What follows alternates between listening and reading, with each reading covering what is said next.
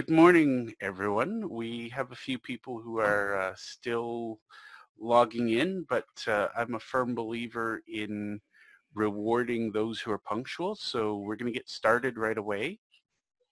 My name is Jeff Bourgeois, and I've written 3 books on how bookkeepers and accountants can leverage technology to build better practices.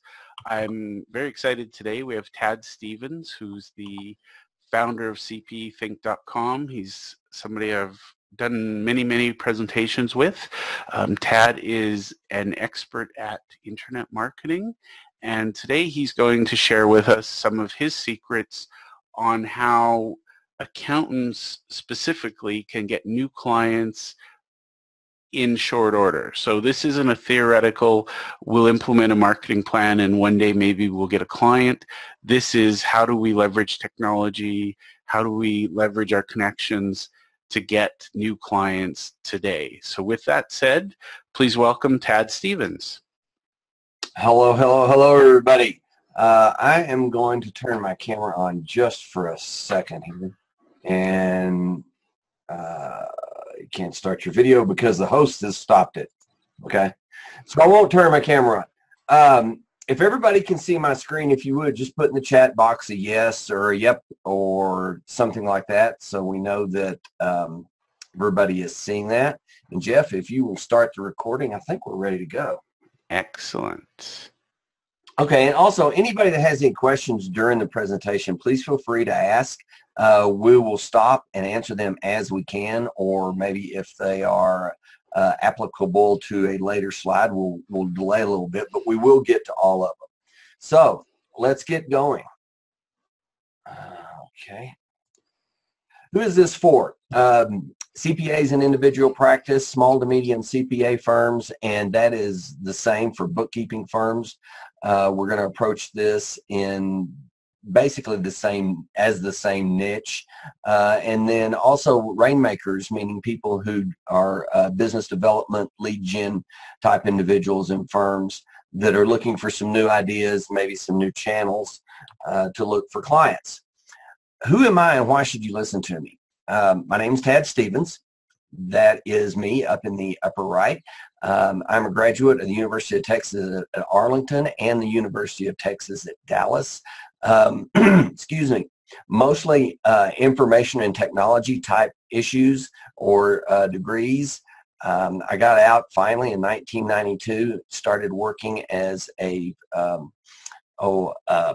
programmer, developer, ended up being a consultant for the last 25 years, or actually haven't done that for a few years, but for 25 years I did that, independent freelance for Fortune 1000, did IT and project management and systems consulting for that time, flew around all over the country.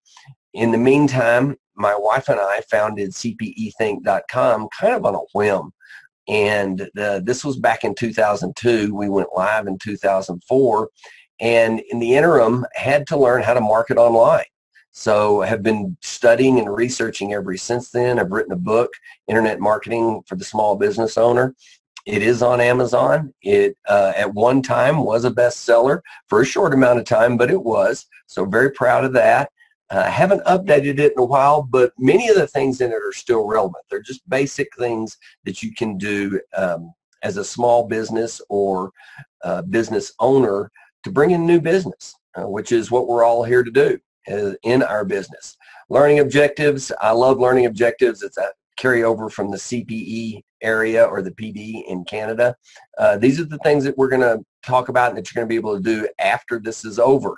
How to attract new clients. Describe at least 3 techniques, and we're going to do more than that, that you could use to attract a client today. And go over how you plan to attract clients for the next 12 months, because you need a direction, need some place to be going. And then also how to look at client acquisition methods, how to tell the good from the bad, the maybe from the okay, and we'll get into more of that in just a second. The problem that I see is how to get a consistent flow of qualified leads. Consistency is key here. It is always critical to keep your funnel full. The moment you stop filling your funnel, the moment you stop prospecting, the moment that your business will stop growing now and down the road. But we do all work in our business to some extent, or I'm assuming that we do. We'll talk about that more as well. So we need to be able to do this in as short a time as possible. So I'm going to approach this and being able to do this in 15 to 30 minutes a day. How to close those people that you contact in that marketing window or in that marketing time without selling, without the really hard pitch selling, by helping other people and just giving things away, things that they want, things that benefit them, things that help them. Some of these approaches that we're going to talk about are free and some are not. We're not going to talk about some high dollar stuff today, but there are some that require some spending, and don't be afraid to spend a little bit of money. A little bit of money can go a long way if spent in the right way. And as I said, 3 ways we're going to talk about, but we're going to have even more than that. And I do have a gift for everybody that was willing to stay to the end, and we'll talk about that more. So, need your attention. Please turn off your cell phones. We're going to move fast. There's not a lot of fluff. I want to be respectful of everybody's time, so I am going to go quickly through this because there is a lot of material. I'm going to assume that you already know about Facebook and LinkedIn, that they're really, really big. There's a whole lot of people there. I'm also going to assume that you believe that a business must expand to survive and that you are serious about that expansion, either for yours or for people that you're talking to and consulting about their business. And there will be a recording, assuming technology does not fail us, and Jeff will have that out to you at some point. Okay. Disclaimer, I am in the United States. I am under the FTC's watch, so I am going to say that I will walk you through these systems I'm using. Most of these I have used recently. Some I have used in the past. They are my results. They are not typical. And the reason they're not typical, in my belief, is because the average person who attends any of these trainings, webinars, seminars, live events, whatever you want to go to or call them, they won't get any results because most people don't follow through. And that's just the nature of training. It's not necessarily the people, it's not necessarily the training, it's just most people don't follow through. None of what I'm talking about is get rich quick. None of it is a biz op or push button. We try to get close on some things, and we'll talk about that. But do not fail to recognize opportunity because it's dressed in overalls and looks like work. Love that quote. Okay, so let's get started. I want you to think about and put yourself in the position that what if you already had all the qualified leads that you'd ever want? What if you never had to worry about going to network meetings, BNI? I'm assuming you guys have BNI in Canada, other networking groups, chamber groups, leads groups. What if you never had to go to those or what if you just didn't have to do it, didn't want to do it, and didn't do it? What if you had a simple strategy or strategies that every week would generate more leads and more business for you and or your firm? And what if you could fire or get rid of your problem or inefficient clients, those people that take up 80% of your time and you get less than 20% of your revenue from? What if you could get rid of those folks? Okay, so here's what we're going to do. We're going to talk about 5 main things. We're going to start with some introductory information, the way I look at things. I believe this is really important, and I'll go over why more in detail, but mainly because if you don't have a good foundation for approaching things, any tool, technique, technology, it's not going to work. It's like handing you a tool out of a toolkit and not telling you how to use it and you having no idea how to use it. The tool itself is not going to do any good. It is a combination of having the information, the skill, the persistence, the consistency using the tool before you're going to see results out of it. So we're going to talk about that first, then we're going to go into secret number 1, which is what I consider to be social type marketing or on social networks. Craigslist and Kijiji, I believe is how you pronounce that, which is the Canadian equivalent from what Jeff tells me of Craigslist. Referral networks, networking, cold calling, warm calling, and I've listed out to the right what I consider to be the time and dollar cost of these. So low time, medium time, big time, and then lastly what we're going to talk about is what stops people. The problems I have seen in the 13 plus years that I've been doing internet marketing and working with other people, what I have seen that stops them and what I have seen that stops me. Okay, couple books here that I highly suggest. First one is Influence by a gentleman, Robert B., and I had to look this up on how to pronounce his last name, Cialdini or Caladini. He's a PhD. He's a professor in, I believe, marketing and psychology at the University of Arizona, and he wrote this book called Influence, which is considered by many marketers, especially many online marketers, to be the equivalent of the Bible for marketing.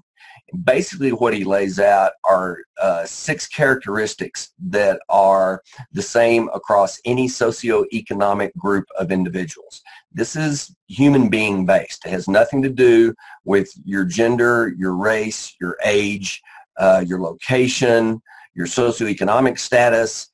We all do this, whether we think about it or not. And it goes back to the days, if you read the book, it'll go into this. It goes back to the days when we were all tribal and what we had to do to get along in the tribe. It has gotten into our subconscious. It is something that we really don't notice that we do, but we do. So as you're going through, even if you don't read the book, and I highly suggest you do if you're going to be doing any marketing, but even if you don't read the book, write these 6 things down and remember to include at least 2 of these in every piece of promotion or marketing that you do. We'll talk more about them going down the road here. Next one is Up the Loyalty Ladder. This is a great book for these main 2 points. First off, you got to get your customers to know, like, trust, and value what you're putting in front of them. First of all, they have to know, like, and trust you, and then they have to value what you're offering them more than what they have in their pocketbook. I have there that you don't propose except marriage on the first date, and you wouldn't bring out your most expensive product to your prospect the first time you open your mouth.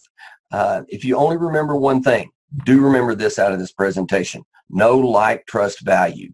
Because if you don't close a sale, there's a failure, and it's almost always between trust and value. Either 1, they don't trust you, or 2, they don't value what you're offering, or both. So do remember that. Next one is the 80-20 principle. Love this book for this one thing: you cannot control what you don't measure. And this is especially true in your marketing. You will end up spending a ton of money not having any idea what happened, or you'll just pick something to blame in the marketing. If you don't measure it, you don't know where the fail is. So this is just basically a feedback loop. Plan, execute, measure, analyze, update, and repeat. Just keep going over and over and over. And then lastly, the E-Myth Revisited by Mr. Gerber. And the main question and the main thing I got out of this book is, and for me anyway, am I working in my firm or on my firm? If I'm working in my firm, I can't work on my firm. I mean, I can't grow it. I can't do the marketing. I can't do the high-level stuff that I need to do to be growing my firm. And Jeff talks about this quite a bit in a lot of his presentations, and other people do as well, is what type of work are you doing? Are you doing the $50 an hour work, or are you doing the $250 an hour work? It makes a difference. Okay, things to keep in mind: consistency, consistency, consistency. Do not stop. You need to measure. Always have a constant feedback loop. One of my favorite quotes from Steve Jobs was that the one thing, I've messed up the quote, but one of the things that he noticed amongst all successful people, more than anything else, was persistence. They never give up. Another quote from Walt Disney: keep moving forward. Love that one. And if it works, scale it. If not, adjust it or stop it. And this addresses mainly the marketing that you're doing. Always be measuring, always be moving forward, always keep at it, but always look at it. And if it's working, do more. If it's not working, figure out why it's working or stop. I say here your number 1 metric is ROI, and that means time and money. And I would change that a little bit. I would say really that is your only metric. Until you get into a marketing channel, a campaign, unless you're looking at exclusively ROI, to me, that's you're not going to know whether it's working or not. And here's just a little quick formula: is how much you're spending on your marketing, what is your time and your rate. because your time, in the end, what I have found, will be your most valuable resource in your marketing. You can spend a lot of money, but you can waste a whole lot of time. Okay, real quickly, last thing on marketing and influence. Rule of thumb, how to gauge if you're working with a marketer, and I got this from a copywriter actually, that puts your interest first. And really the main thing is research. Are they doing research to understand you and your business? More importantly, are they doing research to understand you and your potential clients and customers? Because that is the key. Good copywriters will go off and spend 2 to 4 weeks, sometimes longer, doing nothing but researching your market, your potential market, to find out how to craft the most effective, the most efficient message to deliver to them. If somebody is not willing to do research, or they're just basically selling you whatever they have in their toolkit, then they're primarily working for them. And that's not always a bad thing. I mean, if they have a really good, efficient tool, then that's what they need to be doing. But you need to look at that, or I always look at that. Are they willing to really look at my customer base? Because my customer base for CPE Think is CPAs. And trying to get just your general internet marketer out there to look at CPAs and understand them has always been a challenge for us. We have yet to find somebody that really, really dives deep into the CPA market, unless they're already there. Just because CPAs are a different market. They are a fiduciary. They are a trusted advisor. There's a lot of things that CPAs do that no one else does, or very few people do. So it is a different market, and finding somebody to actually look at that has been a struggle for us. And then the last thing here is, when you're as you're approaching this, there's 2 ways to learn, basically. And I got this from a sales guy named Grant Cardone. Is basically you can learn by experience, which takes time and can be very, very expensive because of the time it takes. Or you can learn by studying, training, rehearsing, practicing, going over it over and over and over again. And this is what athletes, actors, doctors, CPAs do. They learn first, then they learn by experience. So look at what you're doing first, understand as much as you can. I know you've got a business, you don't have a lot of time to do this, but don't learn by experience. Experience is the very slow, very expensive way to learn. By the time you're 80 and retired, you will probably have learned it, but by then it's too late. So you want to learn up front before you actually get out there, and as much as you can anyway, before you get out there and start doing marketing. Okay, first secret. Ted, before you jump into the first, do you mind if I launch a couple polling questions? Go right ahead. I'll go back to that slide. Awesome. Sorry to interrupt. No, I'll get a drink of water. Go for it. Okay, so everyone, I'm just going to launch the first. We have 3 polling questions, and we're not going to track this. We're not recording it anywhere. It's just for your benefit and for Tad's while he's covering this. We want to ask you, do you have a steady and consistent source of new leads? Steady and consistent are keywords there. We've got some choices. Referrals, they're consistent and reliable. I get the occasional referral. I get my leads through networking groups, online marketing, social media. No idea where to start, not getting consistent leads, or don't want to answer. So if you could answer that very quickly, we'll get right back to Tad's secret number 1. And I think Facebook will surprise you. So if everybody could vote, we've got 2 left to vote.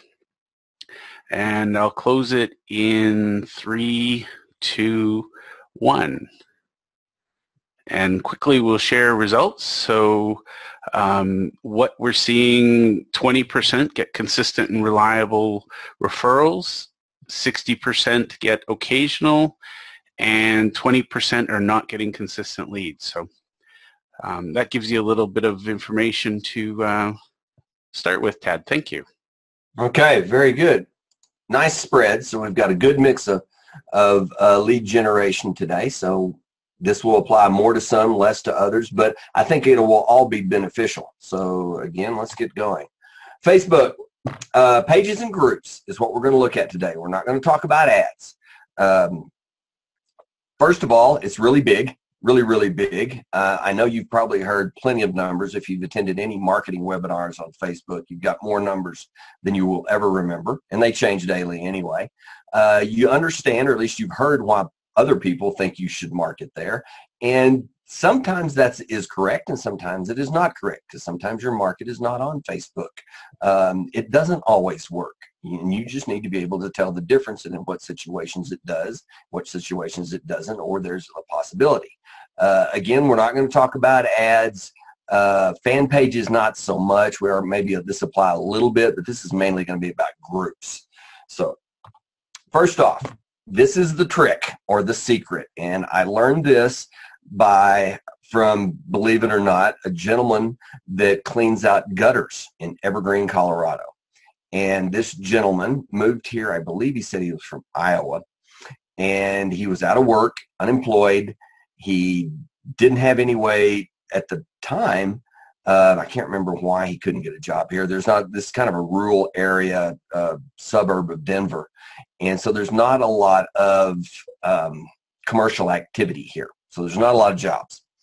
So what he did was he started hanging out on Facebook because he didn't have anything else better to do, and he was killing time. And he started posting to this local group. It's called Friends and Neighbors, Evergreen Friends and Neighbors. And he started seeing that people needed their gutters cleaned out. So he would offer to clean out their gutters, and he started doing that. People started posting how happy they were with him. I mean, he's a nice guy, he's friendly. And so he started getting more work and more work. And I found him after he'd been doing it for, I believe, about 2 or 3 years, because I needed my gutters cleaned out. In Colorado, where we live, most of the houses are 3-story and built on the side of a mountain, so it's kind of a dangerous task. And he charges upwards of $150 to do this, just because of the danger and other things. And I got to talking to him, and he eventually shared with me he makes over $150,000 a year working part-time cleaning out gutters. And I thought, really? Okay. And I said, where do you get business? He goes, oh, from the Facebook group. I go, Friends and Neighbors? He goes, yeah. I go, where else? He goes, that's it. I just post in there. And so this got me to thinking, and I started looking around, and I started looking at other area Facebook groups, and I started noticing there are some accountants in there are some attorneys in some of these groups. And basically what you do is you join this group. Many times this group will be it'll be a private or a secret group, so you have to join and they have to accept you. So this is how you go about it. From what I have seen, this is how he went about it. This is how others have gone about it. And this is what I have seen work. You join the group. You just join it first. You get accepted. You do not sell. You do not offer anything. You do not tell them you're going to do anything for anybody. You get in there. You read by their terms. You abide by their terms. And you introduce yourself. Hi, I'm Tad Stevens. I live in Evergreen. Great to be here. And that's it. Not necessarily what you do yet. Not what you want to do. And then you start looking around for other services that you can use in that group. And hopefully this group is local to you. So that would be something that you could do. And it can be anything. I mean, it can be small, it can be large, but get something from somebody in that group. Ask for services from people that you want as leads. If you see other businesses in there, you know, if you're looking to get, hook up with plumbers, electricians, car repair shops, doctors, lawyers, whoever in there, anybody like that in that group, start seeing if they can provide services to you. Basically make friends. Go in there, be friendly, make friends, be a part of the group, join the community. And then start looking for opportunities to offer tips. Not sales, not products, but tips.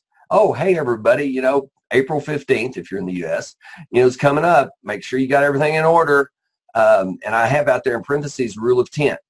And what you're doing here is you're becoming valuable to people. You are providing value to them more than what they are offering to get that value. So you have more value to them than it costs them. Right now, we're not talking about money. We're just talking about time and effort. And when I say rule of 10, because there's a theory by an internet marketer out there that says if you're online, you have basically 10 to 12 people that you follow or listen to. Emails in your inbox, people posting on social media, on LinkedIn, whatever. There's about 10 because that's really all you can handle effectively. So you tend to subconsciously have this group of people that you follow, that you look for, that you will read, that you will listen to, you will if they give you tips, you will give it more credence than you would say something you read in the newspaper or heard from someplace else. And the idea here is what you're going for is to be one of those 10. You want to be one of other people's 10, as many people as you can get. So you want to provide value to them. You want to be valuable to them. So about 2 to 4 weeks after you join, you can start posting timely tips. Hey, tax season filing's coming up. Hey, corporate filing's coming up. Oh, hey, the FTC has this new filing guideline that you have to do once a year. Have you thought about doing that? Whatever you can come up with. And compliance things are usually better because they're things that people are afraid of or worried about. So if you can offer tips on that, you've solved some problem that they have in their head that they may not be willing to talk about in public or online. So these tips, you can schedule them out on Facebook. You can go in, if you've done anything on Facebook, you can schedule posts or things for months in advance. I mean, you can do them, you can write them all in a weekend, sit down, schedule them all out, and they'll just roll out. And I mean, it can be just hardly any work at all for you. And the sequence here is, first of all, you want to ask for help. Then you want to provide help to people. Then you want to provide yours. And I have down there, know, like, trust, value. First thing, you're asking for help. You're getting people to know and like you by providing help. And you're getting them to trust you because you're not asking them for anything. You're not trying to take them. You're not trying to sell them anything. So you're building that know, like, trust sequence. Now they trust you. Then when you start putting things out there that are worth more to them than what they have in their pocket, you have that sequence completed. Chances are they will hit you up. Be considerate and discreet. Remember, you're not there to sell. You're there to be a part of the community. If you do, or not if, but when you get somebody that is asking you for something, service that you provide for a fee, never negotiate on the page. Always take them off the page. Do a private message, email, phone call, something. And always allow them to talk great about you. Never say, oh, don't tell anybody. No, tell them, hey, if you want to, put out there what, your experience. Did you like it? And they will. They will go, you don't even have to ask them. They will go back and they will do it. Just because they put the post out there, they contacted you on that page, they will go back and follow up being part of that group. If you're worried about this, then follow the steps I mentioned above and just don't mess up. Don't pitch in this group. Offer value, offer things of service. Do not hard sell in this group. Once you get a couple, 3 people of these that you have provided services for, you will never be able to hire a better salesperson than them, because the people that are in that group trust them. They trust the group, and they are their peers. And now you have a referral, built-in referral network that is ongoing. And you get to select only the clients that you want. If somebody has something that, that's $25 an hour work and you really don't want to do that, or it's, $10 an hour work and you really don't want to do that, then think about, before you start, have somebody that you can refer these people to. You don't have to make anything off of it, because remember, you're helping out in the group, and they will thank you in the group for helping them out. And that is worth more than the one-time fee you would get from them anyway. So remember these steps. Follow them as closely. I mean, you got to be flexible. Look for the different groups. Let me go back a bit. That first bullet point, like for me, I would put in Evergreen Neighbors, and I would search for groups like that in Facebook. Evergreen Neighborhood, Evergreen Community, Evergreen Group, Evergreen, and then whatever local area you're in. So Evergreen, Colorado, Evergreen, Jefferson County. And you will find these groups. If you're in a fairly large metropolitan area, and Denver's not that large relatively to other places in the States, but there are tons of groups around here.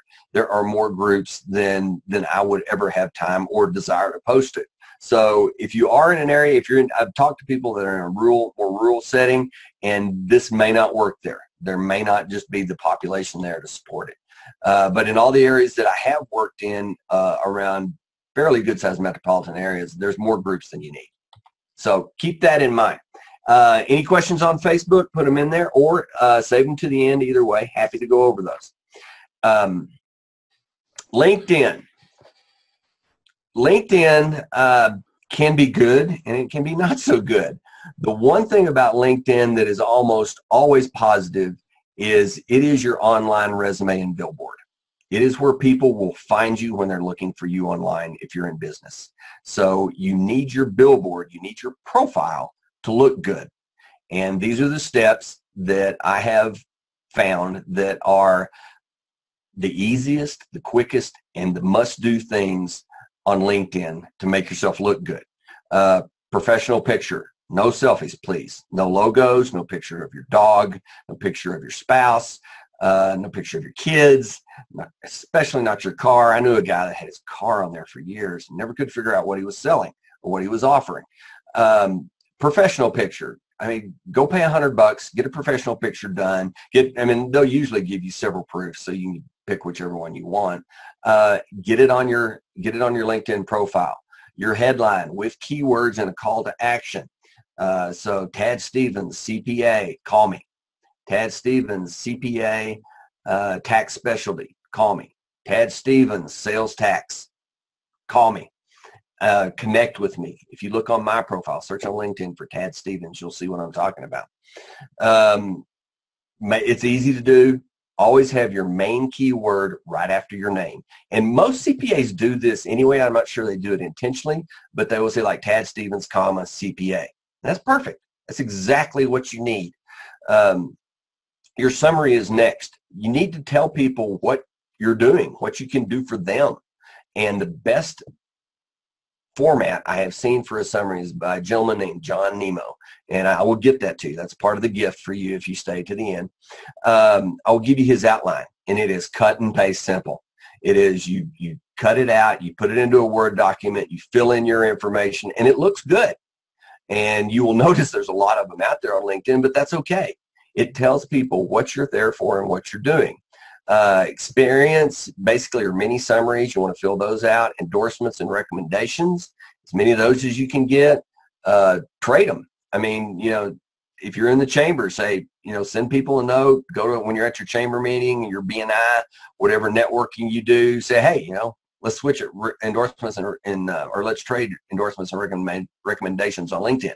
Benefits the person you're doing, benefits you, and you get to pick who endorses and recommends you and what goes in them. And think about putting your specialties in those endorsements, or have them put those specialties, because those are keywords. Google will see that. You fill this out the way that I have here and the way that I have in the handout that I'm going to give you, is you will rank on Google for your name. And if you like Tad Stevens CPA, or like if you key in Tad Stevens Internet Marketing, my LinkedIn profile will come up in Google. It's because I've optimized it that way. Okay, lead generation. To me, this is what LinkedIn is for. That's just me. I mean, I had a gentleman tell me several years ago that, if you're not looking for leads on LinkedIn, then what are you getting out of it? It's not Facebook. It's not really a place to socialize. I am so sick of puzzles and math problems and just all the garbage that has gone out there now. There's not as much. It's kind of waned a little bit, which is nice. Tons of headhunters, recruiters out there. So what is it there for? What do I get out of it? Well, for me, I get new business. It can be super effective for that. I have campaigns I've run that I've gotten so much business that I hadn't been able to handle it. And it can also be a total waste of time. I have tried some things on LinkedIn that haven't worked so well.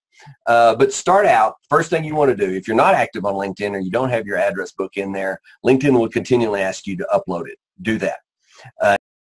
Any work-related connections you can get, do that.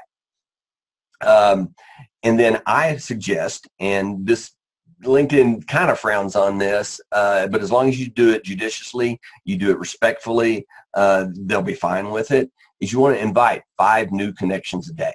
And you want to do it in this certain order. The first, when you send out the invite, never, ever, ever use LinkedIn's default invite. That is the surest way to get a bunch of do not knows reported to LinkedIn and get your account suspended, or the little warning message where they try to scare you to never do that again.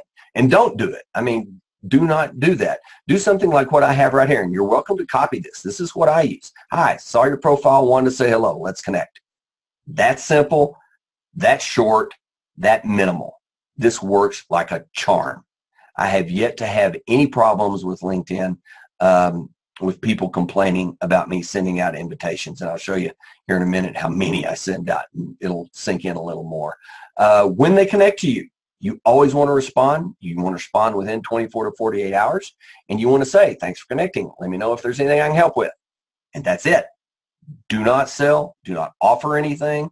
Just, I'm here to help you is what you're telling them. Really appreciate you being part of my network, part of my tribe. Let me know if I can help you.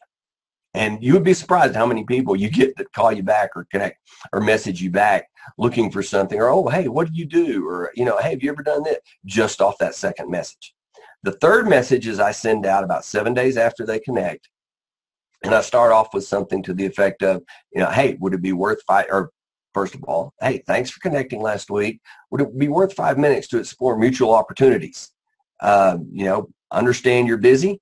If you're willing to do that, I've got this free gift or this thank you gift that I'm giving to people that are willing to talk or that will, you know, message me back. And you get a lot of responses on this. They're usually good, qualified responses. People that don't want to talk to you are very respectable or always have been with me. And if they don't answer that message, then they're probably not my client or going to be my client in the end anyway. And that is my sequence. And I think I'm approaching 7,000 connections now. I build, when I was marketing heavily or prospecting heavily, I would get, how many would I get? I would get probably, I would have a 50%, I have a 50% connection rate. So if I sent out 100 invitations a day, which I did, I would get 50 people connect with me every day. And never any complaints doing it this way. And I always tried to help. I didn't try to sell them anything. I didn't try to even offer them anything until that third message. And then once a month, I would send people or as much as I can, because I had so much going on with the invitations. I really didn't do this very much. Just something of value, a tip. You know, hey, did you check out this article? Hey, here's, you know, filings coming up. Make sure you do this. Again, you're trying to get into their tent. You want to be in their 10 as much as you possibly can. You can do posting, sharing groups and articles, things like that on LinkedIn. I don't. I know Jeff does that. He's been very successful at it. I'm much more of a direct marketer. I consider this to be somewhat branding, and it's just not what I do. Not saying it's wrong or bad. It's just I don't do it. Tad, if I can comment to that. Absolutely. Please do. I was hoping you would. Sorry to interrupt, but yeah, when I do the articles and things, for me, it's a long-term strategy, and it builds me rapport over time. And one of the advantages I get is people approach me and say, hey, I'd like to work with you. I don't recommend it for the average person because, and again, Tad's focus is how do we get new clients today? So just to share, and there was a question, Tad, about providing a PDF of the slides. Are you okay with that, or do you want to address that later at the end? No, absolutely, and I apologize. I was doing some things this morning. I just didn't get it together, but I will get everybody a PDF. Absolutely. Excellent. Thank you. I'll mute myself and just let me know if you need me to chime in again. Absolutely. Feel free. Okay. To what Jeff said, the branding part of LinkedIn, the posting, sharing groups and articles, I completely agree. That is super valuable if you do it. Jeff does it. That's why it works for him. If you do it for a week and you say, nobody's coming back. Well, no, they're not. Not for a week. It takes time. It takes effort, and it takes quality. You have to have all those things in there, and Jeff does that. He gets benefits from it because he does it that way. What we're talking about today, and what I focus on more, which is one of the reasons I think Jeff and I get along so well, is I'm much more direct marketing. I am from the Dan Kennedy, if you ever have heard of Dan Kennedy, School of Direct Marketing. I put things out. I want things back. I want to measure it. I want to see what my return is. If my return's not good, I fix it or I move on to something else. And that's just the way I do it, mainly because of CPE Think and what I've had to do to make that work. Advertising on LinkedIn, I've never seen anybody that had it work. Honestly, I know it does for some people or they wouldn't keep doing it. But the only people that I've seen advertising on LinkedIn work for are marketing agencies and getting fees out of it. It's very expensive.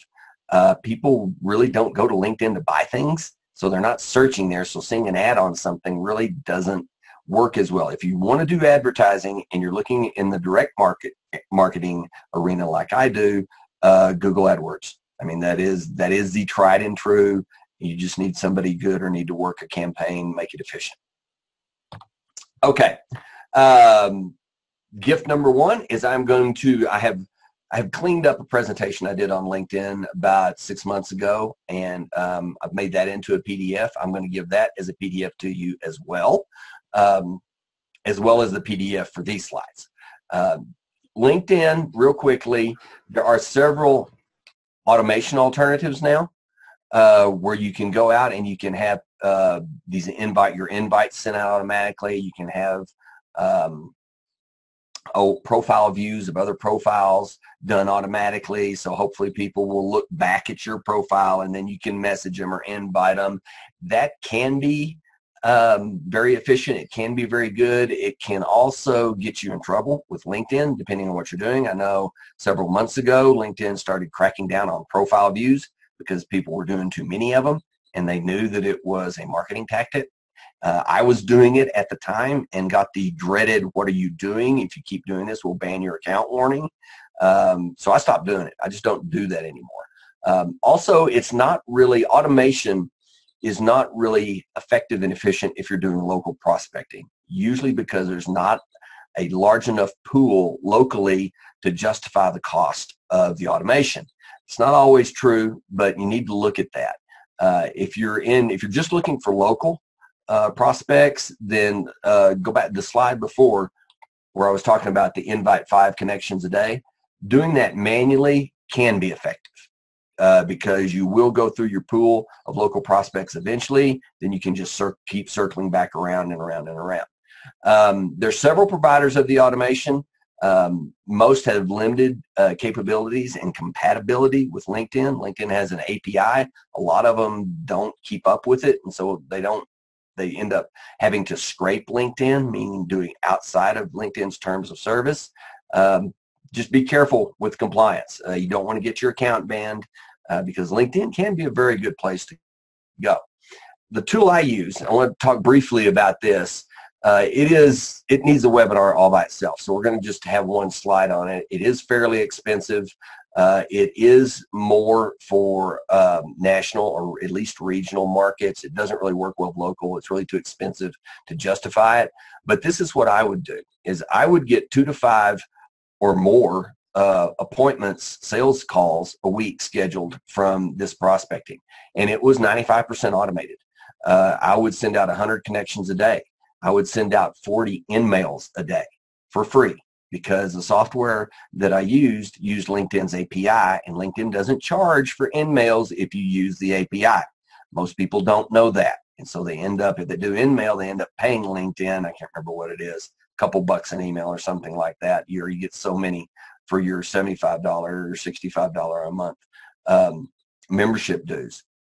I would also send out 40 to 50 connection follow-ups. That second message, because out of the 100 connection invitations I would send out, I was literally getting 50 plus accepting a day. And I did that for about 6 months last. And I've done 2 campaigns before that in the last 2 years as well. The software I have also does an unlimited follow-up sequence. So not only could I do a follow-up message 24 hours later, 7 days later, I can follow up with those connections indefinitely by messaging them on LinkedIn and having that all automated. Again, first level messages, I could do that as well. Again, I didn't that much just because I didn't have time. And then 100 profile views a day is what I could have done, but I stopped doing that for the reasons I mentioned before. If you want to talk more about that, just send an email to service@Media Market Experts, and I will put all these links in the chat towards the end of the presentation, so don't worry about copying it down or writing it down or anything. You will be able to get to me if you're interested in doing that. Okay, any questions there, Jeff? Facebook, LinkedIn? We're going to move on to Craigslist and Kijiji. I'm going to assume that means no. Oh, sorry, I'm just going to launch a quick polling question. All right, good timing. All right. So this one, I want to know if you're comfortable networking, knowing that you can generate referrals and a positive return on your time invested. So this is, again, more just we want to know, Tad's going to talk about this in a little bit. Answers: I have no idea where to start. I like networking but don't get consistent results. I like networking and get great results. I hate networking, or other, which is basically I don't feel like answering. If you could answer those polling so far, that's interesting. 75% like networking. Oh, okay. We get. Okay, I think we're done. I'm going to close in 5, 4, 3, 2, 1. Okay, so I'm going to share the results. 67% like networking but don't get consistent results, and 33% hate networking. Okay, so that's an interesting thing. The good news is, if we can, for those that don't like networking, I think Tad is going to share Craigslist or Kijiji, and I think that'll give you some enlightenment. So go ahead, Tad. All right, super. Just to let everyone know, I am biased. I love Craigslist. Craigslist is one of the greatest things that ever came around. It's a classified ad online, and it's free depending on how you do it. Kijiji, I looked into it. I actually tried to register and sign up earlier this week, and it wouldn't let me because I'm not in Canada. So Jeff, I can't talk a lot to it, so I'm going to talk more about Craigslist. And from what I read in Kijiji, I did go through their Kijiji's terms of service. It's pretty much the same. They're very similar, yeah. Yeah, I mean, so for all intents and purposes, we're talking about both. Yes. And what most people don't realize is a lot of people use these when they're looking for things online. The search engines love them. I mean, everything that you could ever want to buy secondhand, you can probably find on Craigslist in one form or another somewhere. I was looking for some exercise equipment for my wife and I. We need to get in shape. And I was looking for a used Stairmaster that we both liked. And I found one in Denver. One. Turns out it's the most popular Stairmaster out there right now, so nobody's willing to sell theirs. But all the off brands, there are just tons of them all over the place. I mean, you could find them for next to nothing. And the reason I bring this up is because what that means is traffic. Is these things get a lot of traffic, and for very little effort and very little cost, if you end up having to be in Kijiji's ad market, is you can get 2 to 3 classifieds out there each week on different services that you use. And my suggestion is you pick 5 things, the 5 probably highest profit margin things that you do. Oh, excuse me.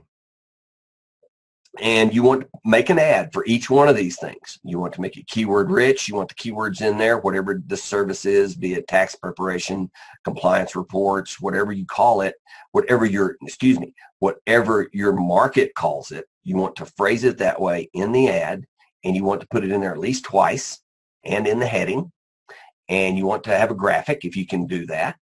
If you can find something, you can find something. I mean, it doesn't have to be really that related to it, or it can be a graphic of the front of your office. It can be a graphic of this. It can be a graphic of your logo. You can put your logo here.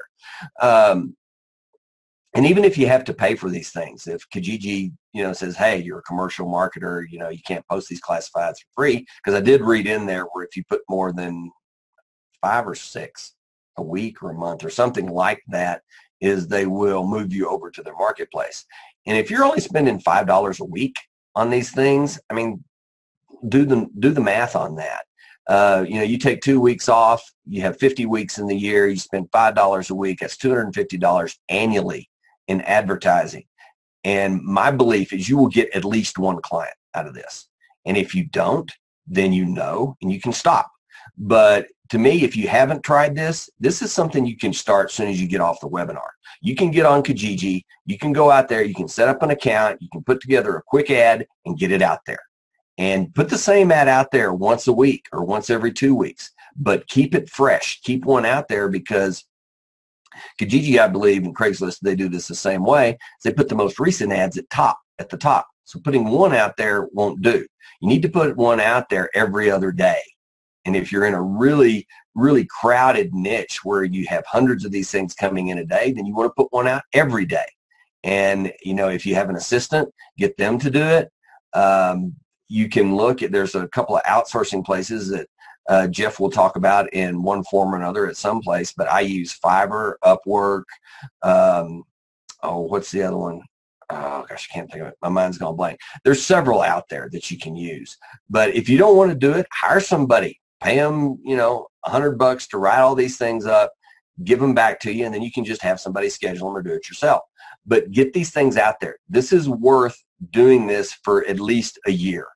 I can't tell you how many different things I have tried in marketing where, like, I need a specialist in doing this in the city of, has to live in the city of San Francisco between these 2 dates. And within 30 minutes, I'll have somebody reply back, yeah, I want it. I'll pay them $20 and they'll be done. Again, that's not what you're looking for, but what my point is there's traffic in these things. So get these things out there, put them in as many categories, in many classifications as you can, follow their terms of service, but get it out there. Because even if you just get one client, think about it. If you just get one client a year, that's $250 acquisition cost for not knowing what your group makes, Jeff, but my guess is anywhere from $1,500 to $3,500 annually for a client. If you get a good one, then your return on investment just the first year is over 1,000%. So this is something I suggest to everybody. It's easy. Do it yourself. Get it done. Just do it. Okay. Jeff, you want anything else? Because that's really, that is a wonderful channel, but it really is that simple, and that really is all there is to it. You know, it is that simple, and one of the things I've found, I'm starting to see a few people using Kijiji. The thing I'll point out is the few that are using it are getting great results. A lot of people don't use it, and they say, well, there's no results. So my point is, if you don't use it, you're not going to know. The other thing that might be a little bit of a twist is also looking at help wanted ads where they're looking for accountants and bookkeepers. A lot of times what I've found, and I know some people that use this very successfully, people who are looking for a bookkeeper think they need somebody on site or an accountant, so they place an ad to hire somebody. If they place the ad and say, you know, I'm looking for somebody, I'll pay $60,000 a year, it would be a smart idea to reach out to them and offer to build their accounting department and run it for them and charge something less than $60,000. So maybe it's 45, maybe it's 50, but there's some really easy ways to build your practice. And I would say anybody who places an ad saying, I need help, they've just held out their hand and said, you know, I'm looking to work with somebody.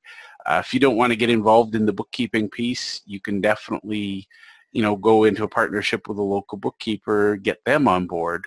But again, if you want the work, it's out there. Now, I've just launched the last poll, and my question is, how much does it cost you in terms of time, energy, money, etc., to get new clients? So if you could just answer, so far we're 100%, we don't track this. So Tad mentioned his key metric. Tad, I'll get you to repeat it, but it was basically return on investment for marketing. We should know that number because that determines how much we'd be willing to pay. So I'm going to just end the poll, and I'm going to share the results. 100% do not track their cost of acquisition of new clients. So I think we've got some homework for people on the end of the session, Tad. We've got room to grow. Room to grow. Excellent. Excellent. Oh, and I want to do a really quick story about what Jeff was talking about reaching out to people that place ads. How effective, and Jeff, that's going to be in my next presentation because I had totally forgotten about that. I apologize. I worked with a gentleman back when we were doing project development and high-end systems. We were charging hundreds of dollars an hour each for consulting. And this gentleman would basically answer one ads and go on interviews for these or employment ads. And he would get there, he would go through the interview, and he would say either, he would try to sign them up for his company. And if they said no, then he handed it off to his partner, who was a headhunter or a recruiter, and then she would follow up until she placed somebody there. This gentleman, after doing that for about, I think he did it for 7 or 8 years, he sold out for in the neighborhood of $20 to $25 million and moved to the beach and retired. He was in his 40s. It works, people. What Jeff was talking about works, and it works well. It does take time. It does take a little work, but it does work. So that's definitely going to my next presentation. Thanks for bringing that up, Jeff. Okay. Last secret, referrals. To me, these are arguably the best leads you'll ever get. And you should always be asking for referrals. I am big on asking your clients and even your people that are not your clients yet for referrals. Always ask. Offer an incentive. Offer them $100. Offer them something that they need, that they want. And as I said, again, always ask. That's not a typo. It's there for a reason. Ask as often as you can, but not too much. I mean, you don't want to sound needy. As long as you're not sounding needy, you should be asking, is my belief. I mean, and we'll get into this a little bit when we talk about cold calling, but think about this. Over the last 3 to 6 months, what was the first name of the telemarketer or the person that cold called you and offered you something? Chances are you don't remember. And chances are they won't either. They may be irritated a little bit if you ask them for something, but they will get over it. They're not going to hold it against you personally. If they do, then you probably don't want to be around them anyway. But just ask. That's about all I can say on this. Jeff has much more on referrals in his program, so he will definitely touch on that, I'm sure, more. My rule, again, be in their rule of 10. Be in front of them. Call or email them once a month with something of value. And what you're going for here is the referral. So, hey, Bob, just calling you this month. Want to make sure that, your filings for, October 31st are in order. If you need anything, let me know. If not, no worries. Have a great day. And, oh, by the way, if you know anybody else that needs help with their October 31st filing, just let me know. Got some bandwidth and think I'd like to look at bringing on another client. Well, if Bob knows somebody, chances are if you provided value to him, he's going to help you. And that is about the cheapest, best sales call you can ever make. And it's not hard selling. It's just asking, but you have to ask. Networking. Okay, Jeff had a question on this. 2/3 of you enjoy networking. 1/3 of you do not. It can be work. It can also be hugely inefficient because if you're networking, you are not billing or you are not working on somebody else billing. I don't network. I stopped networking over a year ago. I started measuring my time and my return on investment, and networking was not getting me what I needed. So I stopped. And I have started, back then, I started looking at all the things that I do to bring in clients, and I measure them, and I look at my return. And if I'm not getting at least some kind of return, either in scheduled calls, closed business, something like that, if I don't get a return, I stop doing it because it is not working for me. 2 things here. You can be the donut guy or gal. You can take donuts. This is effective. I mean, this still works. You provide somebody with food. You go back to those 6 things that Cialdini I was talking about found in his research, and he documented in his book, Influence. You give somebody food, you are basically giving them life on a subconscious level. They owe you. Their subconscious thinks they owe you. They will do something. It may just be a smile. It may just be a thank you, but they will do something. So that's why the donuts work on the subconscious and the psychological level.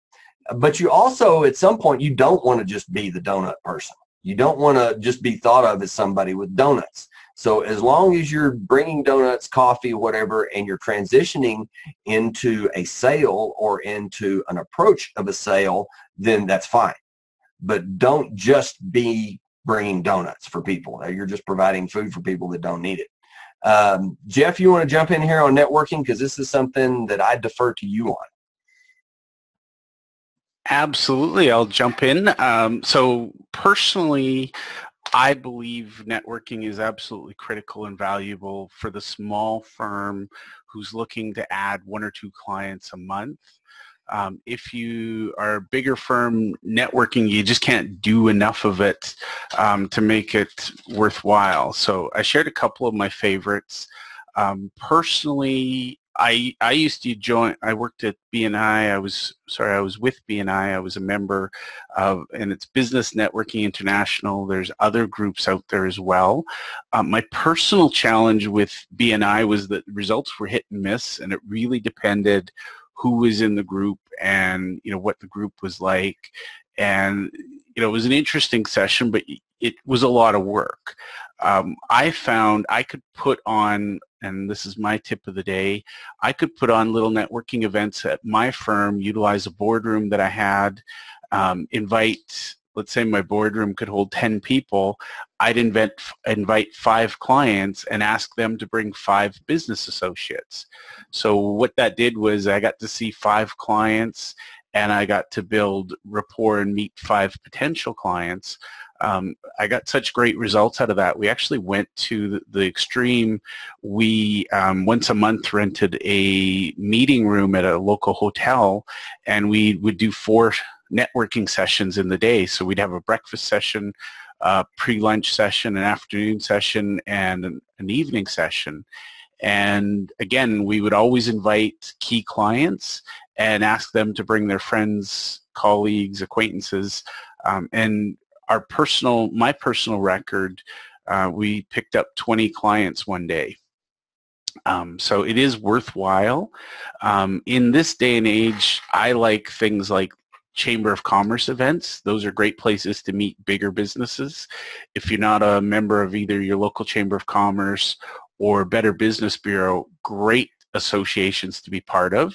The Canadian government, thank you very much, has created almost every town, city in the country has an economic development office, and they put on free events, or they're always looking for people to speak. The other thing, if you're more tech savvy, I like to search meetup.com or eventbrite.com. There's some great networking events for, if you know a niche, they'll have a networking event for people in the IT sector that are networking every, the first Tuesday of every month. There's a lot of groups out there, and if you just go to meetup.com, it will search your local geographic area. But if you want to, let's say you want to focus on tech startups, last time I checked in Calgary, there's probably about 50 different groups that cater to that market. A lot of times they're looking for an accountant who can come in and talk about, what's unique to that business and from an accounting perspective. So if you offer a little information, it's a great way to network. The thing about networking is you've got to have a system, and I strongly recommend reading a book by Bob Berg. I pasted it in the chat, called Endless Referrals. And I could talk about this for an hour, 2 hours, all day, but I won't. So, Tad, I'll return the control back to you. Thank you. Okay, super. I just want to also say that networking, I don't think was effective for me, because partly of my niche, which is internet marketing, or what we call IM, because there's 2 or 3 people that are trying to get into every group for IM. But I will also say that the current CPA that we got through a networking group. I went to the group to offer my services and ended up picking up the CPA while I was there. So just ditto what Jeff said. It can be extremely effective. It can be. In my market, for me, I just didn't. It's not for me. Doesn't mean it doesn't work. Just not for me. And the donuts can work as well, depending on what group you're in. One thing I'll recommend, just an example, a friend of mine did this. He went with hard candy. So like he got a box, put his logo on it, and I think it was customized, so you can find these online. But basically it said the right accounting relationship has never been so sweet. It was a little bit of a pun. Um, but he gave hard candy, and what it did was the receptionist put it on the front desk so that everybody would see it when they came in. The problem with donuts is they get squirreled to the back room and hidden. Not that donuts are bad, but hard candy work better. So with donuts, they get hidden, and at the end of the day, they get thrown in the garbage. With hard candy, they tend to keep and they sit out. So he would leave it there, and it was a conversation piece. So, absolutely. Anyways. And again, I'm gonna bring up the 6 things in influence. Reciprocation is huge. You've given something to somebody. They now owe you, because they have to keep balance in the tribe. The tribe has to stay together to be protected, so they have to keep on your good side. They will do something, unless they're non, unless they don't care and they want to be kicked out of the tribe. Anyway, let's move on. Okay, calling. We did referrals, we did networking. Now we're going to talk about calls. And calls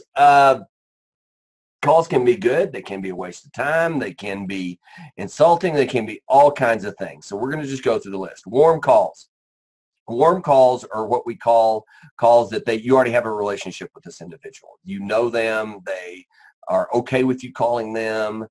These will mainly be, for our discussion today, your clients. I would, depending on how many clients you have, I would call at least a few each day. Don't try to do everybody, but just, have 5, 10, 15 minutes, and you want to be efficient with your time, respectful of theirs. So it's just, hey, how you doing? Call in, check in, see how things are going. Anything you can do, let us know. Little chat, but try to keep it to a minimum, but call them. Again, you're getting in their rule. You're getting in their 10. The rule of 10 is huge here. If they know that you're always there, they will think when they think of a problem and you're in their 10, you will come up in their mind. This shows that you care about them. They will remember you. And also, it's a perfect time for upselling. You can, do you need anything? Is there anything, going on with you? Anything that you need help with? Chances are, because they've already paid you at some point, they are already past that barrier of making payment to you. So they're in what we call a buying mood. Maybe not, completely, because they hadn't bought something from you recently, but they do pay you, especially if they're on a monthly retainer or some type of monthly recurring billing. They've already bought from you, so they're okay with buying from you again. Don't hard sell here. This is one of the other things in influence, commitment and consistency. Because they have bought from you and they've accepted help in the past, in their mind, they will do this to justify doing what they did in the past. They will do things with you again. That's why upsells work so well. If you've ever bought anything online and you get that little pop-up, oh, would you like 3 more of these for half price? Well, marketers do that for a reason, and the main reason is because commitment and consistency. You just showed them that you are willing, you just did something with them. You just did something that caused you to come out of your comfort zone a little bit. So to justify that, chances are you will show your commitment to that. You will remain consistent, because if you don't, what it does is psychologically it causes a conflict in your brain. Your brain is saying, okay, well, I bought it before, so why am I not buying this? It's the same stuff. It's still as good. Why am I not buying this? And marketers know that, and they play on that heavily. That's why you have upsells. Always provide more than they expected. So, you're calling them, you're offering them support, you're giving them something. Again, reciprocation comes into play here. You've given them something of value. So now they owe you, and psychologically, subconsciously in their mind, they owe you because they want to stay in good with you. It works. So, but again, don't hard sell here. Just provide value. And this is huge with me. I always suggest this. Do this in every way I can. Under promise and over deliver. Don't say you can do everything for them, because anything you do will not be as big as what you just promised. You want to say, yeah, I will do something, and then do something a little more. And then they will come to think, oh, this guy is always over delivering. I mean, this guy is, or gal, they're just great.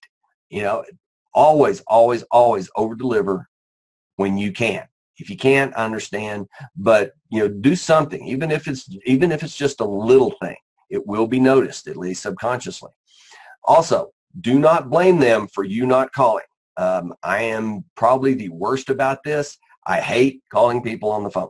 I've always hated it. It's something I've had to work on over the years because of what I'm doing now. I'm much, much better at it. I'm much, much more comfortable with it now than I used to be.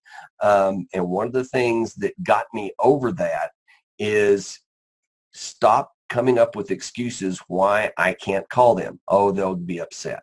Oh, they're busy. Oh, they won't like it. Oh, there's nothing for me to offer them right now. Stop blaming them. Put it on a schedule, be consistent with it, and call them at least. Or, if you're not going to call them and you can't, fine, email them at least once a month. Stay in front of them. Be in their 10. And don't blame them for not contacting them.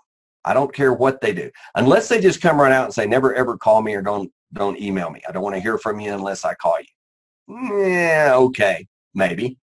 I would have to look at what return I get from that client. But anyway, contact them. Be in their 10. Okay, cold calling.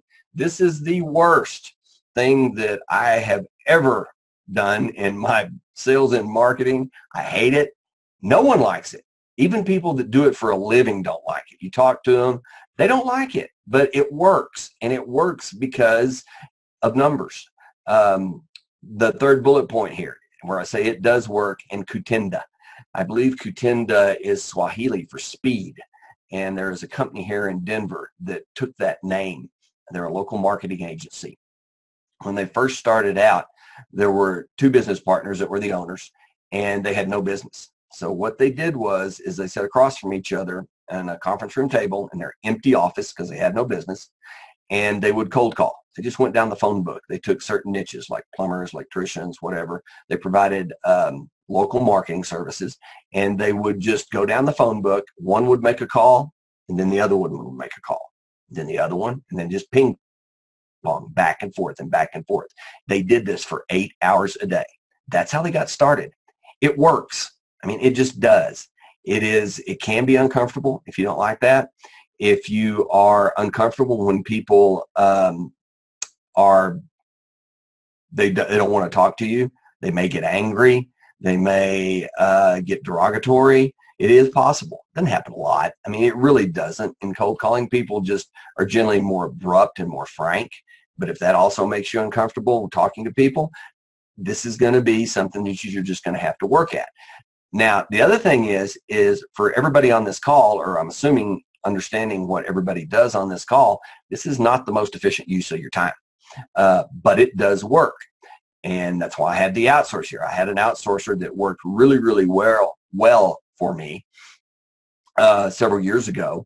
He could do 8 calls an hour on average. Sometimes he could do 12, but usually it came out to about 8 a day. And I figured that if I did it, I could work half-hour a day, 30 minutes, like we're talking about in this webinar, and I could make about 84 calls a month, given a 21-day month. So that's not a ton.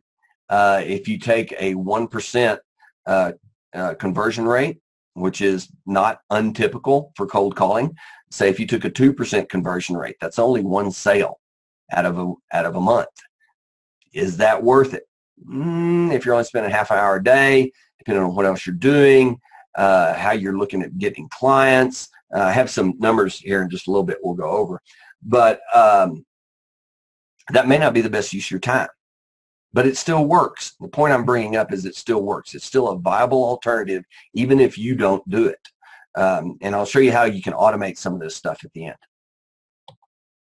Okay, problems I have seen. Jeff, any questions, anything you want to say before we're in the home stretch?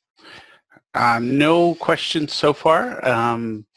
Keep going. I think we've got a few people that are going to have to drop off soon. So, okay, I'll speed it up. Okay, what stops people? From what I've seen, people are not afraid of failure. They're not afraid of success. What people are afraid of is change, uh, something that's different. Because in our minds, again, back to the psychology, uh, when we were out in the sticks or the weeds thousands of years ago, as we were walking along, everything that we didn't understand was either evaluated as a threat or an opportunity. And we still do that psychologically. So basically, an opportunity, you have to do something different. A threat's easier to deal with. You just do nothing. You just protect yourself and do nothing. So if you look at things and you classify it as a threat, which is easy, which you will do more not than often, it's easier to deal with. If it's an opportunity, it takes time. You got to do something different. You have to do something that's unfamiliar. You have to think and work harder. And you have to take what you believe is a risk because you hadn't done it before, because you're not sure about what it is. So most of the time, we do nothing until that doing nothing becomes a threat. And that was me. And I'll skip the story on that. But the solution to that is, whenever you're looking at doing something, a marketing campaign, looking to generate new business, here's a solution to all those problems that I just identified. First of all, you got to start. That's the most important thing. Second most important thing is to keep going, be persistent. Third most important thing is to be consistent. Do it day in, day out, every day, even if it's only 5-10 minutes a day. Do not stop. Do not start on your Kijiji ads, do them for a week and say, oh, I didn't get anybody. This doesn't work. No, you probably won't. You need to do it for a long enough time for the return on that to show itself, if there is one. And if it doesn't show itself, then you know. But doing a campaign, any marketing campaign for a week is pointless. If that's all you're going to do it, my suggestion is look for something else. Okay? How do you do that? How do you keep going? How do you be consistent? Accountability. Pick one thing. Just start with one thing and get somebody to help you be accountable. Jeff's got a great group. The group is perfect for that. Pick a partner within that group. Call each other once a week, twice a week. Did you do your thing today? No. Well, you need to. Okay. Hold that other person accountable. If you can't do it with a group, then get on in a Facebook group, get in a chat list, something like that. And worst comes, I've even actually used a piece of software where I've scheduled out, put alarms out every day so that I do certain things at a certain time every day. Make yourself accountable, because if it's something that you don't normally do, you will try to find ways to stop and not do it. Okay, this is for people like me that did not like to sell, that had an issue with selling, thought there was something sleazy or muddy or murky about it. And that's the wrong approach, what I found. Listening to several different sales trainers, what I found was, for me anyway, is that when I finally learned how to sell and was able to sell, it was because I was selling something that I believed in. More important than anything else is I was sold on my product or service. If I didn't believe in it, I couldn't sell it. I mean, I couldn't just tell people to buy something that I didn't believe in. But once I've got to the point where I believed in what I was doing, what I was offering, the product I was selling, and I do, and I did, then I didn't have a problem with it. But it took me a long time to figure that out. And one of the things that helped me practice, and I got this from a gentleman named David Sprague, who runs a company called Real Strategic out of Florida. Great internet marketer, great local marketing guy, and just sales guy in general. But basically, he came up with this basic idea, and I've kind of tweaked it over the years to fit me, is this is how you learn how to sell. This is how you teach yourself how to sell, by giving stuff away. And the way you do it is you don't sell. You just ask questions. Try to find out what their issues are, what their problems are, what they need to solve, what their business issues are that they need to solve. And then if you have something, or you know of something that can help them, give it to them. And make sure it helps them. Make sure it has value to them. That's the key here. You can't just talk to them and be nice. You have to give them something of value that really helps. So look at the things that you do and figure out what has value, and then start talking to people, call people, email people, and give it to them. Talk to them and convince them, because it will help them. You have to believe it will help them, that they will be better off after they consume whatever it is that you're giving them. and get it to them. Do this for 1 month.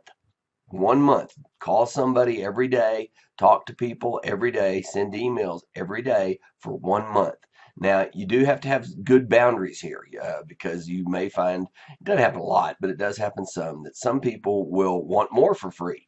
Uh, People don't want to pay stuff, or at least they want to, what they want to do, or what they want is they want to believe they get good value for things. They'd pay $1 million if you could turn around and give them 10 million the next second. It would not be a problem. They would do whatever they could to get that $1 million.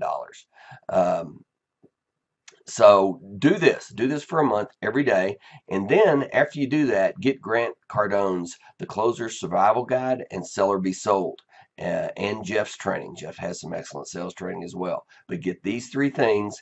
I use the audio guide for Grant Cardone's books because I don't I don't have time to sit and read, or I don't want to take the time to sit and read. So I listen to them in my car. I have them on my phone. I can play them anywhere. I was at the dentist the other day for an hour, and I listened to about 3 or 4 chapters, one of his books. So really good stuff. Do this every day, and you will, in a month, you will be able to talk to people about your products and services, as long as you believe in them, easily, very easily. So, okay. And that is pretty much it. There's a lot there. Don't try to do all of them at once. Pick one, as I said before, and just work it. If you've got an assistant, get them to help you. But start one and do it day in, day out, and track it. Track the time you spend, track any money that you spend, so that when you get a sale, you know what it cost you to get that sale or to get that new client. Okay, for all those who stuck around, definitely have the LinkedIn guide that I told you about that I will send everybody. I'll get Jeff to send links for that. Have the slides for this presentation that I will give you. If anybody's interested in half off CPE or professional development, happy to send somebody a coupon. Just hit us up with service at Media Market Experts, and I will get you a coupon for that on cpethink.com, which is our website. Any questions, Jeff? Let me just pull up. Nothing at all. Okay. Some comments about great presentation, so thank you, and I'll let you wrap it up. Okay. So one thing I wanted to show you was some of the automation that we're doing now. Is that okay? If you have to go, I understand. But if I may, I would like to show you, because it does a lot of the things I was talking about very quickly, very consistently, and very cheaply over time. So if that's okay. All right, I'm going to assume that's all right. So we're going to go. Basically, information by itself is worthless. Unless you take action on it, unless you change your behavior, unless you do something different, the information has no value. I can know how to do, the greatest currency trading in the world. Unless I actually get out there and do some trading, it's not going to make me anything. It's not going to have any value to me. So information just by itself does not work. So the way I look at this is I look at, what if I only got one client? Out of whatever I'm talking about doing, whatever I'm thinking about doing, the way I look at prospecting is, first off, what if I only got one client? And then I have to factor in there, because of the ROI that I've been talking about, what is my time worth? What is my time worth getting that one client, doing this prospecting that I'm talking about doing? Okay, I have two choices. What is my time worth? If my time is worth $150 an hour and I spend half an hour a day at 21 days a month, I'm basically spending or losing $1,575 a month. And this is all in USD, just because it's easier for me. So I'm spending almost $19,000 a year on this effort, whatever it is. If I can get one client a month, then it costs me $1,575 to get that client. And then if I get more than that, then it's less, of course. But that's how, I mean, there's no rocket science here, but I do track it because I want to know, am I getting any return on this? I do the same thing for my AdWords ads campaigns. I have close to 20 different AdWords campaigns that I monitor on a daily basis. And the biggest number on my list in Google AdWords is ROI. That's how I sort it. As my ROI drops below 100%, I get rid of those ads because they're not making me any money. I'm just throwing money to Google. Google doesn't need my money. So the second thing you can do, if you don't do it yourself, is you can outsource it. And that's kind of hard to do well, especially if you haven't done it. There's a lot of trial and error involved, depending on where the outsourcer is. Is there a cultural barrier? Is there a language barrier? Is there a time barrier? There can be all those things. So unless you're familiar with it, you know how to deal with those. That can be rough. I don't know if Jeff has mentioned it, but he and I started talking a while back about setting something up to run certain campaigns at a very, very low cost to the people that we provide them for as part of his group, a group that I'm working on and things like that. We don't have it yet. We'll let you know as soon as we do it. But if you are good with outsourcing, or if you know somebody that can do that, outsourcing is definitely something to look at. I mean, if you can control it, if you can control the cost, if you can control the output, then outsourcing is definitely something you can look at because it's already measured for you. The people that are doing it should be measuring it for you and reporting to you. Okay, the second thing that you can do, or second part of the second thing, is you can automate it. And there are so many software tools out there today. I mean, when I look at them, I think about, okay, how complex is it? Is it compliant? I know in Canada, the spam laws for email there are much, much more restrictive than they are in the lower 48. So you have to look at these kinds of things. And then most importantly, does it work? Again, you have to measure it. It may sound great. Wow, I can reach, 250,000 people with this one piece of software in 3 seconds. Does it work? Is it going to get your account shut down?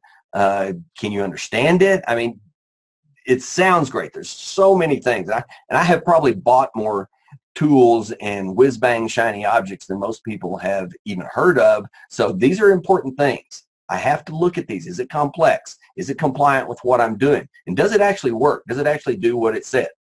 Okay. The thing that I am on right now that I have found is saving me a ton of time is what are called voice drops. And if you're not sure what voice drops are, if you've ever gotten a message on your mobile phone or your home phone and it didn't ring, it's probably not the phone. It's probably a voice drop. They are becoming more prevalent now. They've been going on for about 2 years. After you get them set up, they're almost 100% automated, leaving them. The system that I use currently is 100% compliant, in the U.S. and Canada. It honors all do not call lists and all FTC regulations. That is, I don't know if you've been hearing in the news that may change. If it does, it will still honor all those because we're not looking to spam people. The service I use right now, I've used it for going on 6 months. It's been online for about 2 years. The gentleman that runs it, I've known for several years before from other products. He's a very successful internet marketer. He's built a really nice system. It works great for local, regional, and national. It is good for cold calling. So if you don't want to make cold calls, that's fine. Don't. Get something to do it for you. It is super for referral and follow-ups if you have enough to make it worthwhile. And so for one campaign that I'm running currently is for car dealerships. They have hundreds of people a month that come onto their lot. So it's really good for following up with those people that don't buy. If you only collect, say, 5 or 10 emails, or 5 or 10 phone numbers or business cards a month, it's really not good for follow-up.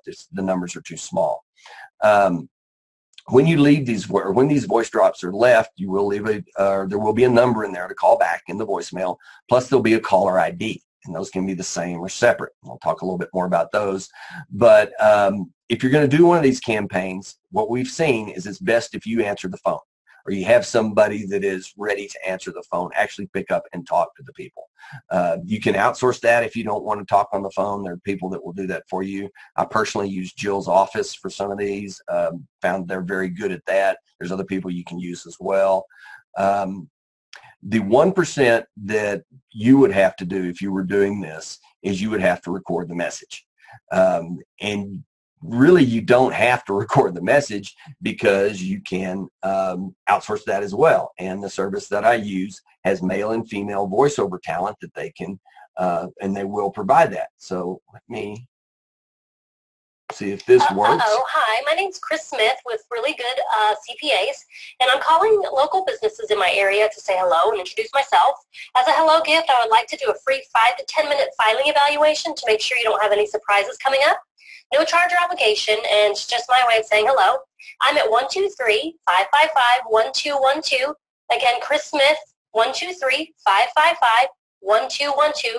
Call me back and let's chat. And my guess is she's not really Chris Smith. That's just the name I made up and submitted that to get them to do a voiceover for me for this presentation. Got that in 24 hours, so they're really good at turning that around. Got a male voice, and they're looking at doing some other types of voices, but right now it's just male and female. So we're running a campaign. I believe it's in Toronto for CPAs right now. And they are doing their own voicemail. I'm running a campaign for a franchisor out of Canada that has, I believe, about 2,500 drops we're doing for him, and he did his own voicemail. Done a campaign for a hypnotherapist, and she did her own voicemail. I do my own voicemails.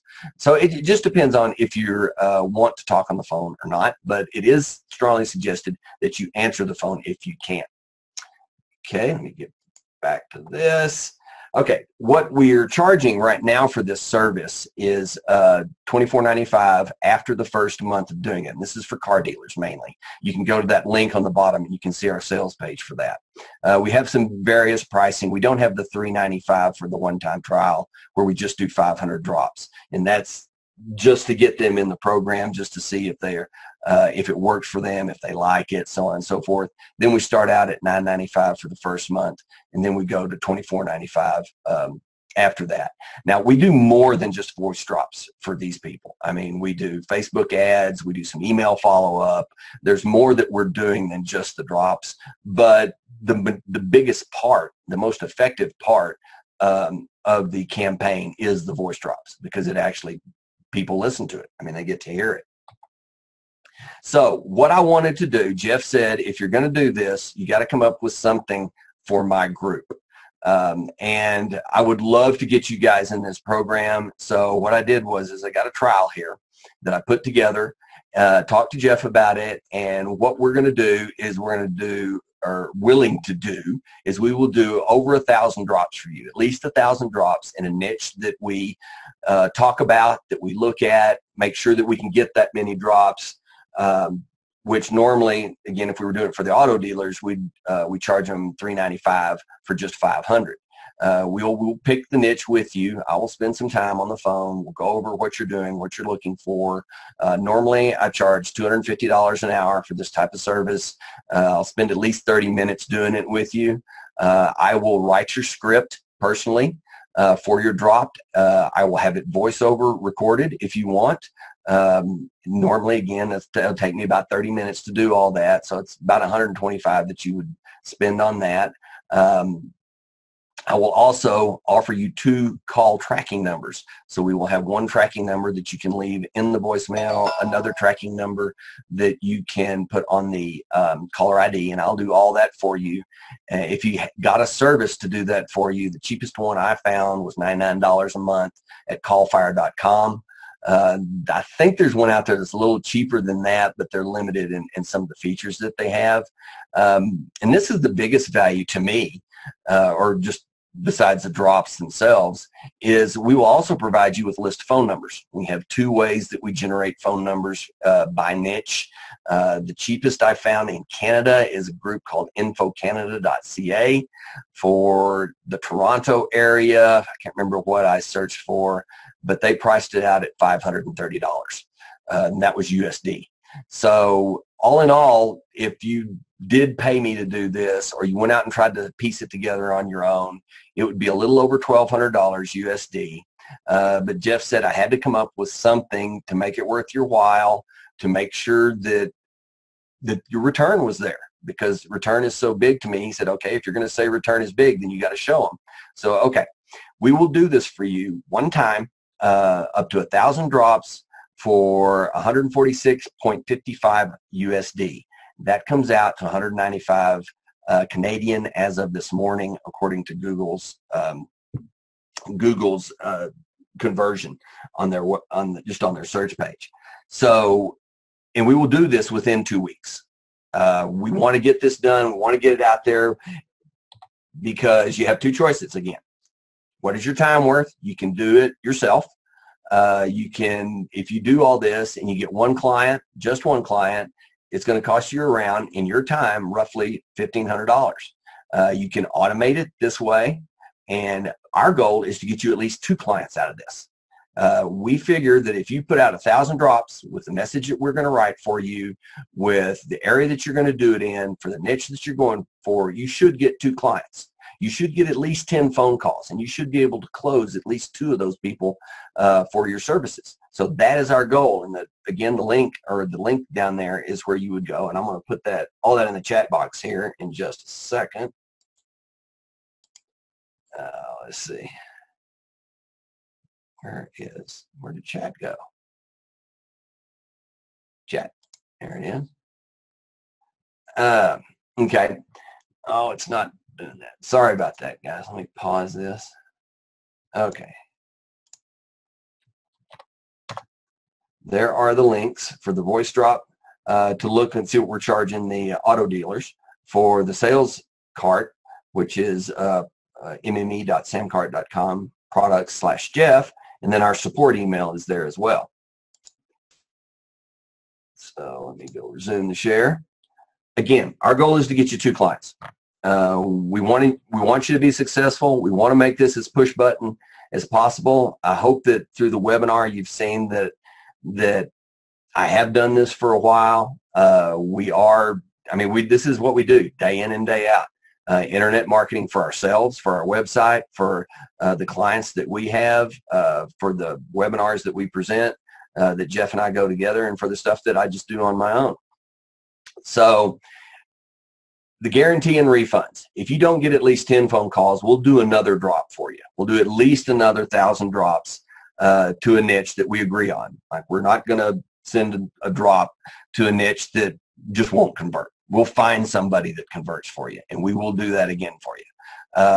Due to my calendar, though, and what I've got in my pipeline is I can only take people through midnight, just because I need to know what's in front of me, because I'm booked out almost 2 weeks for fulfillment. If you go to this link, or you go to the link here that I'll give you shortly, there's a scheduler that you can get on my calendar for a consultation if you want to chat. Happy to do that. But I gotta cut this off. I gotta know what's in front of me so I can schedule my resources, so I'll make sure that I can fulfill in a timely and quality manner. And due to my costs, because once we do the drop, I've had to pay my people. There are no refunds on this. At this price, I can't afford to do refunds, but I will do everything I can. And we will get you in every way I possibly can. We'll get you at least 2 clients. So anyway, Jeff, that is about it. Let me get the schedule. If somebody wants to give me a call or schedule a time to consult, I'm happy to do that. Great. Before we wrap up, are there any questions on any of the topics we covered?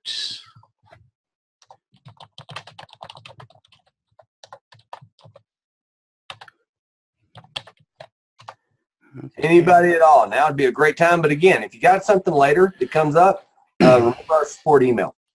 Happy to do it that way. Excellent. Well, I would like to thank you very much, Tad. I asked you to deliver a lot of great content, and I think you delivered on that and then some. So thank you very much. And I want to thank everybody who attended. And we'll wrap up at this point. But if you have any questions, by all means, you can email Tad, service@mediamarketexperts.com, or you can email me, jeff@dreampractice.ca. Thank you, Tad. Any parting words? No, just one thing is pick one thing and do it. Measure it and keep doing it. Even if it's not a big thing, just keep doing it until you get a return number of some kind, and you know whether it works or not. And if it doesn't work, stop it, move on to something else, but keep going. Great. Thank you for all your great tips, Ted. Have a great day. You too. Thanks, guys. Thank you. Bye, everyone.